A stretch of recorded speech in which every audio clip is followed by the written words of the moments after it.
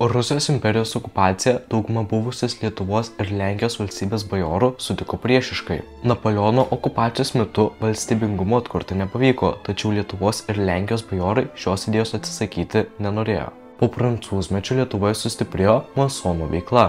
Įtakingiausia buvo Uolio lietuvių ložė, kuri 1816 metais turėjo per 100 narių. Kitais metais Vilniaus universitete buvo įsteigtos studentų ir dėstytojų šubravcų, filaretų ir filomatų slaptosios kultūrinės draugijos. Po kiek laiko filomatų ir filaretų draugijos tapo politinėmis draugijomis. Filomatas buvo žinomas poetas Adomas Mickevičius. XIX amžiaus 3-ojo dešimtmečio pirmojoje pusėje dėl nepasitenkinimo caro valdžia, masonų ložės ir slaptos draugijos buvo uždarytos, jų aktyviausi nariai, pavyzdžiui, Adomas Mickevičius, ištremti iš Vilniaus. Universiteto pertvarkymas sukėlė studentų nepasitenkinimą. Neatsitiktinai per 1830–31 metų sukilimą į sukilėlių gretas įsiliejo nemažai Vilniaus universiteto studentų. Tuo metu, kai Lietuvoje ir Lenkijoje prasidėjo sukilimas, visoje Europoje sustiprėjo pavergtų tautų siekis išsivaduoti nuo priespaudos. Džiaugsmingai buvo suteikta žinia apie Graikijos išsivadavimą iš Osmanų imperijos 1829 metais. Po metų belgams pavyko išsivaduoti iš Nyderlandų karalystės valdžios. Prancūzijoje kilo revoliucija, kurią caro valdžia kaip Šventosios sąjungos narė ruošėsi padėti numalšinti. Rusijos kariuomenė Prancūzijoje taip ir nepasirodė tik todėl, kad Lietuvoje ir Lenkijoje prasidėjo sukilimas. To meto šaltinių yra išlikę labai nedaug, todėl žinios apie sukilėlių politinę programą ir jų turėta Lietuvos vizija yra skurdžios. Sukilimo aktai paskubomis rašyti pavienių žmonių, todėl nei juose, nei viešuose pareiškimuose nebuvo aiškiai nusakyta, kokie turėjo būti Lietuvos ir Lenkijos karalysčių santykiai iškovojus nepriklausomybę. Lietuvos sukilėliai, norėdami pabrėžti, kad jie atsiskiria nuo caro valdžios, visuose pareiškimuose ir aktuose reiškia Lietuvos ir Lenkijos karalystės vienybę. Iš minėtų dokumentų sunku spręsti, kokios Lietuvos ir Lenkijos valstybės politinės santvarkos šalininkai buvo Lietuvos sukilėliai. Sukilimo pradžioje apskričių vadai matyt aiškiai neįsivaizdavo, kokia bus valstybės, dėl kurios atkūrimo jie kovojo struktūra. Svarbiausias 1831 metų sukilimo tikslas buvo išsivaduoti iš Rusijos priespaudos. Toliau būtų sprendžiama, kokį valstybės modelį pasirinkti. Viena iš sukilimo priežasčių buvo ėmimas į rekrutus. Į Rusijos kariuomenę imdavo nuo 5 iki 10 vyrų nuo 1000. Lietuvių ir Lenkų vyrai labai vengė tarnybos Rusijos kariuomenėje. Prisijungdami prie sukilimo, valsčių gyventojai tikėjosi, kad bus panaikinta baudžiava ir jų teisės sulygintos su kitų luomų atstovais. 1830 m. lapkričio mėnesį sukilimas prasidėjo Lenkijoje, taip pat ir Užnemunėje. Kitų metų pradžioje jis pasiekė Lietuvą. Sukilimas Lietuvoje vyko dviem etapais. 1831 m. sausio mėnesį sukilimui vadovauti Vilniuje buvo įkurtas vyriausiasis komitetas. Nors sukilėliams pavyko užimti daugumą apskričių centrų, Rusijos kariuomenės pajėgos gana greitai atsiėmė sukilėlių valdomas teritorijas. Kiek geriau sekėsi Panevėžio apskrityje, ten sukilėliai valdžią išlaikė iki 1831 m. vasaros. Pirmajame sukilimo etape sukilėliai buvo prastai organizuoti, neturėjo vienos vadovybės ir buvo prastai ginkluoti.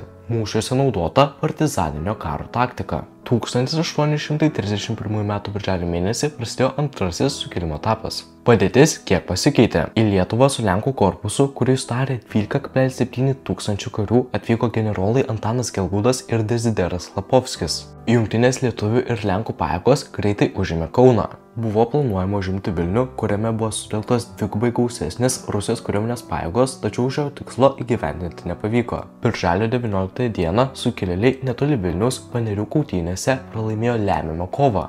Žuvo apie 600 sukilėlių, beveik tiek pat pateko į nelaisvę. Sukilėlių likučiai skubiai pasitraukė Prūsiją, dalis į Lenkiją. Nors pavieniai sukilėlių veiksmai kai kuriuose Lietuvos srityse dar tęsiasi, per juos 1831 m. gruodžio pabaigoje nuo žaizdų mirė grafaitė Emilija Pliaterytė, aktyvi sukilimo dalyvė, praminta lietuviškąja Žana d'Arc. Pralaimėta kova prie Panerių buvo lemtinga, rudenį sukilimas buvo numalšintas. Tokią baigtį lėmė aiški Rusijos kariuomenės persvara, aiškios sukilimo programos nebuvimas, prasta karinė parengtis ir net sukilėlių nesutarimai. Per sukilimą Žemaitijoje įvyko valstiečių maištų prieš sukilėlių administraciją. 1830–31 metų Lietuvos sukilėlių veiksmai buvo labai reikšmingi. Jų kova turėjo nemažą poveikį caro kariuomenės veiksmams Lenkijos karalystėje. Sukilusi Lietuva suteikė didelę paramą Lenkijos karalystei, atitraukė nuo jų dalį caro kariuomenės. 1830–31 metų sukilimas buvo pavyzdys tautoms, kurios tuo metu kovojo už laisvę. Kai sukilėliai Lietuvoje ir Lenkijoje pralaimėjo, dauguma jų pasitraukė į užsienį, kurie parodė, kad jie neatsisakė savo tikslo, nepadėjo ginklų.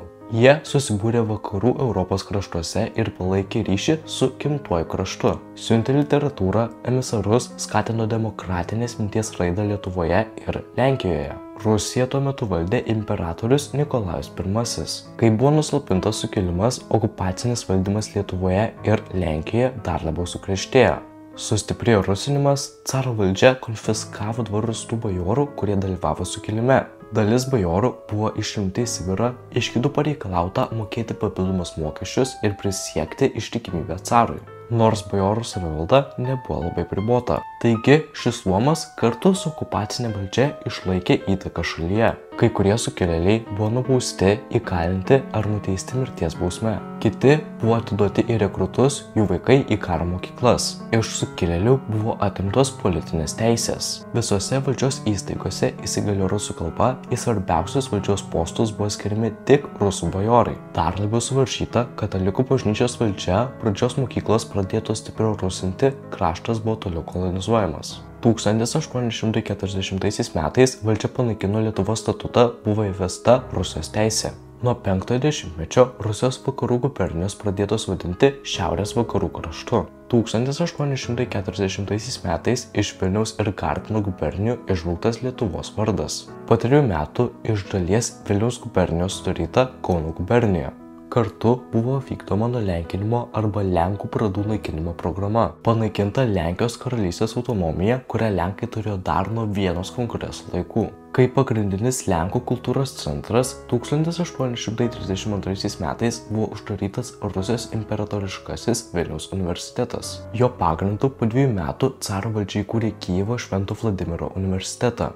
Medicinos fakultetas tapo medicinos ir chirurgijos akademija, kuri veikė iki 1842 metų. 1833–42 metais Vilniuje veikė Romos katalikų dvasinė akademija, kuri buvo padaryta Vilniaus universiteto teologijos fakulteto pagrindu. 1844 metais akademija perkelta iš Vilniaus į Peterburgą, kad būtų lengviau kontroliuoti studentus. Dėl tokios padėties lietuviai savo krašte negalėjo įgyti aukštą išsilavinimą. Mokslo siekiantiems jaunuoliams teko rinktis Rusijos imperijos arba užsienio valstybių universitetus. Griežta valdžios politika iš esmės nesikeitė iki 6-ojo dešimtmečio vidurio.